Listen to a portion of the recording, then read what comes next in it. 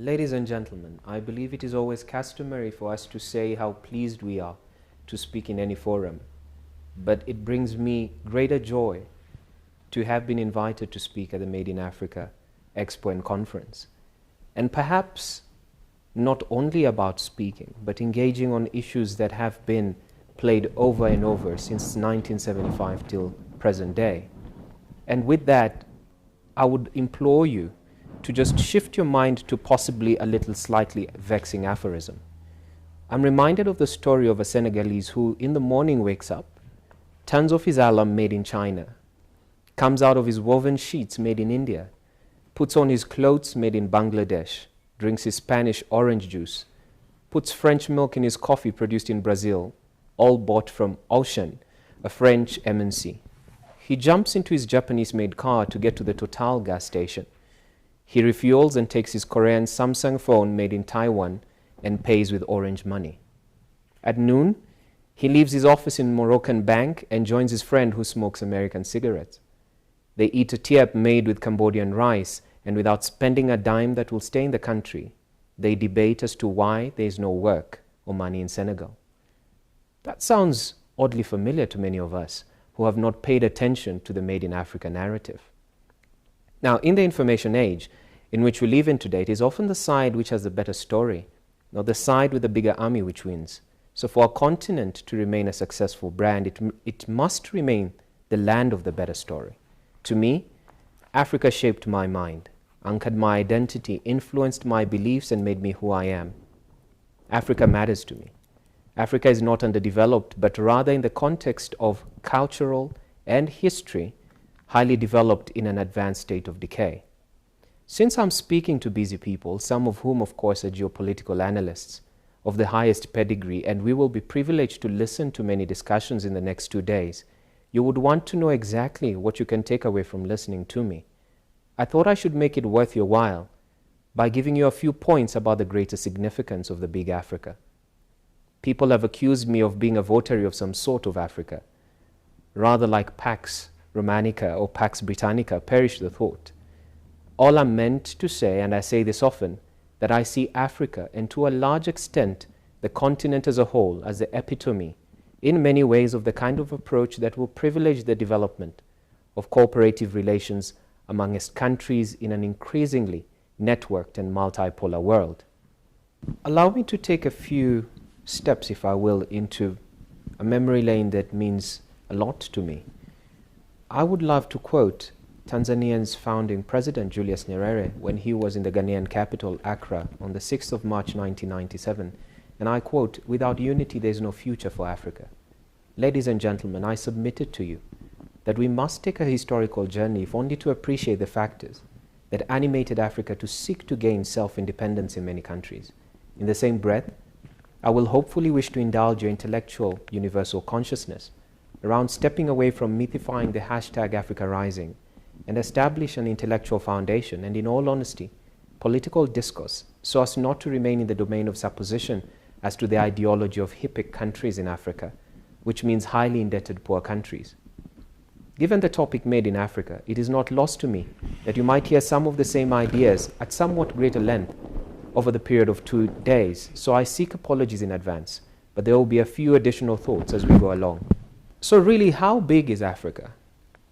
I am quite a traveler and an avid traveler at that, but it brings me greater pleasure and privilege to have traveled across Africa, and you probably have spent a lot of time on planes as well. A direct flight from Cairo to Johannesburg takes 8 hours, longer than a trip from New York to Paris. Getting from Nairobi to Accra takes in West Africa will take you about 6 hours, the equivalent of a flight between the east and the west coasts of the United States. If you go the overland route, a motorcycle from Cape Town on the southern tip of Africa to Egypt in the north takes up to 6 months.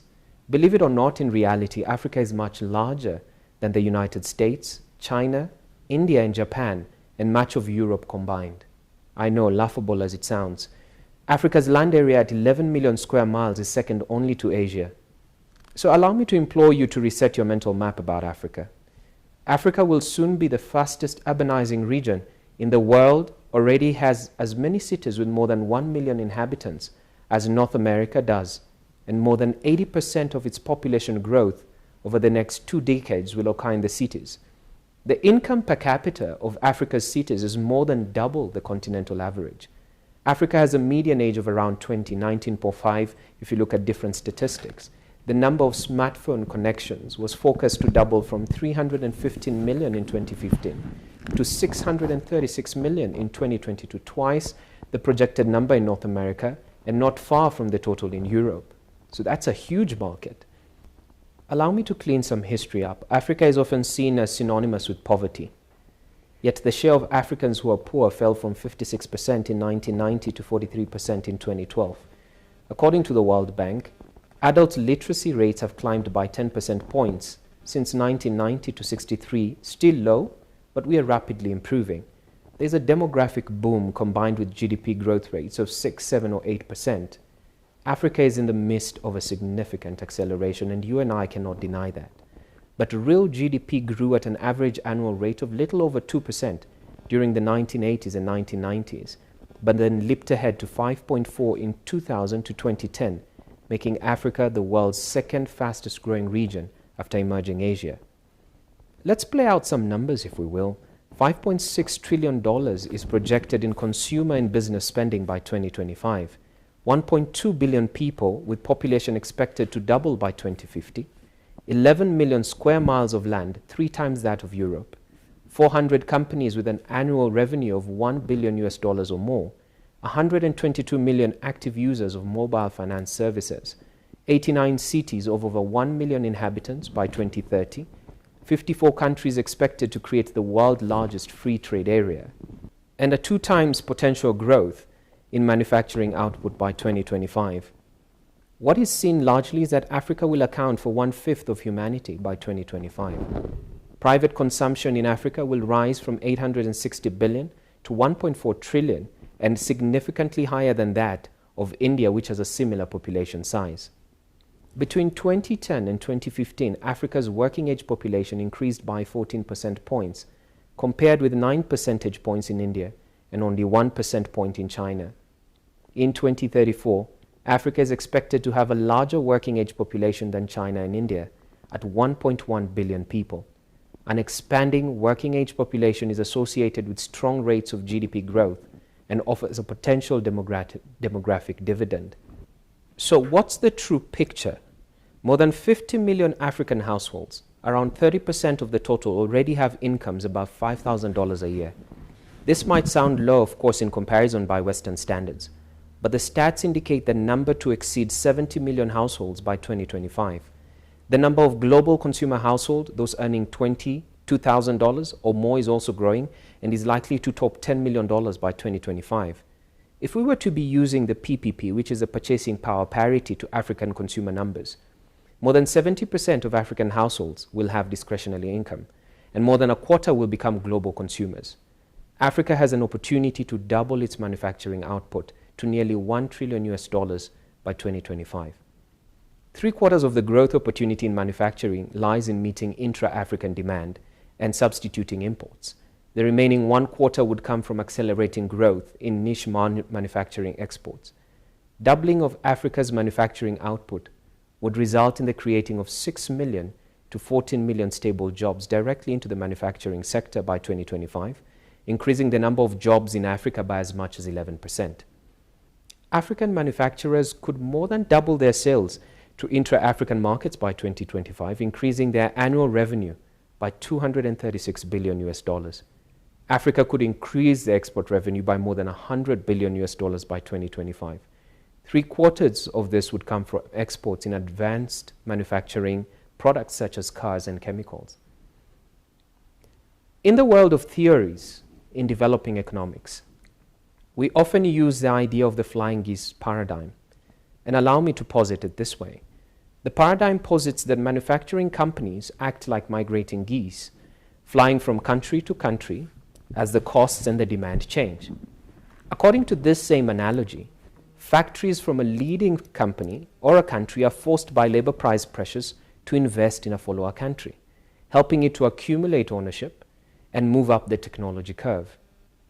This movement shifts the bulk of economic activity, in the follower country from low productivity agriculture and informal services to high productivity manufacturing. The follower country eventually becomes a leading country, spawning companies in search of new production locations in new production centers. The paradigm offers a convincing model of how Asian economies developed in a chain from Japan to the Asian tigers in China. With the right policies, long-term vision, Africa could become the next global manufacturing hub. But Africa trails the BRIC countries, and by BRICS, of course, we know the Brazil, Russia, India, and China, in key measures, including electric power consumption per capita, rail density, road density. 600 million people in Africa lack access to electricity altogether. Africa's demand for electricity will quadruple between 2010 and 2040. By then, Sub-Saharan Africa will require as much electricity as India and Latin America combined did in 2010. So what does government, utilities, and private sector do to manage the massive build-out capacity needed to meet that demand? As a share of GDP, infrastructure investment in Africa has remained at around 3.5% since 2000. This will need to rise by 4.5% if Africa is to close its infrastructure gap.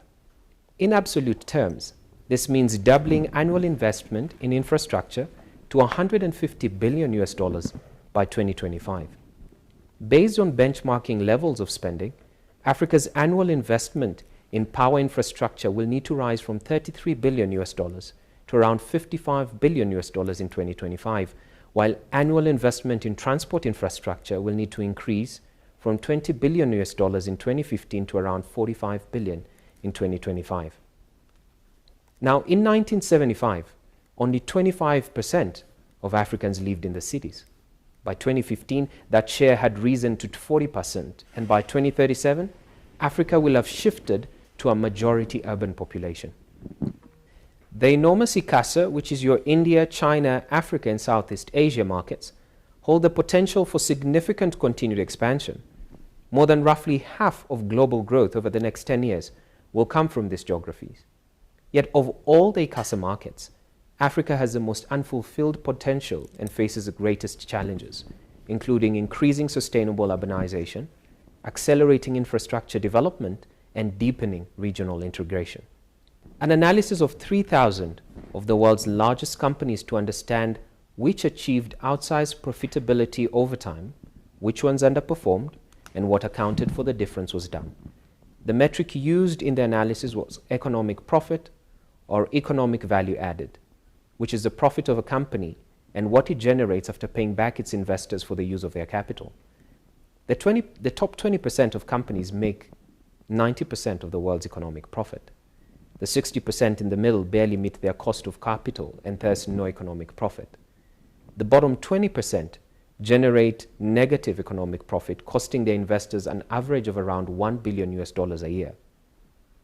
So which are Africa's biggest 5 trends if we were to look at from everything based on statistics, based on the economics, based on the markets, both vertical and integration of everywhere we are talking about? The first one would be a fast-growing, rapidly urbanization population with a rising spending power, but with average incomes still low by Western standards and high levels of economic inequality. The second one would be a $1 trillion opportunity to industrialize Africa, both to meet rising domestic demand and to create a bridgehead in global markets, provided manufacturers can overcome a myriad of barriers ranging from power outages to trade barriers to productivity challenges. The third would be a big push by governments and the private sector to close Africa's infrastructure gaps, including those in electricity, transport, and water, although it will be a huge challenge to resolve the massive backlog. The fourth would be continued resource abundance in agriculture, mining, oil and gas, with the prospect of rising innovation and investment in these sectors, unlocking new food production, energy, the wealth for Africa. But just like manufacturers, companies in these sectors must overcome steep barriers to realize their potential. And the fifth would be a rapid adoption of mobile and digital technologies that could leapfrog Africa past many obstacles to growth. There's a huge question and a debate around Africa's talent. Is it a constraint? Is it an opportunity? Africa is generating new talent on a massive scale. In 2020 alone, it was projected to have a workforce of 504 million, 122 million more than 2010. By 2034, Africa will have more working age citizens, that's age 15 to 64, than either China or India. By 2050, Africa's working population will exceed 1.5 billion. In closing, it has been a constant movement since the 1980s to speak of Africa rising, Africa on the growth curve, Africa's industrialization, etc., etc. When shall we act? Again, I would say etc., etc. But we speak of privatization. Russia and Europe have finished, and they did it well over 30 years ago. We take a lot of time to do things. I hold the objective view that we do have the capacity, we do have the people, and we do have the capital. I am not persuaded that Africa does not have the capital to develop. If we have the political will, we can, as of tomorrow, bring down all the barriers to movement of people in Africa. It does not require an act of parliament. It is purely an administrative process. We can try to work together to pool our resources. The ideals to have fought for self-determination and self-independence was not to so go against even our own African neighbor states.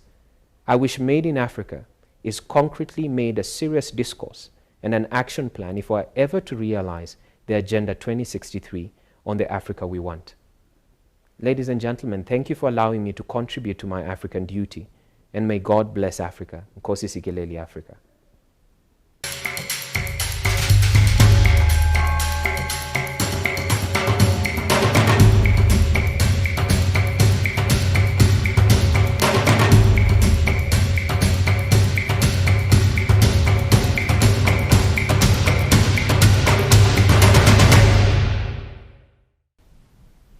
Your Excellency Ambassador Tal, Edgars, thank you so much for that presentation, and thank you for giving us a few more minutes of your time. Thank you. Thank you for having me.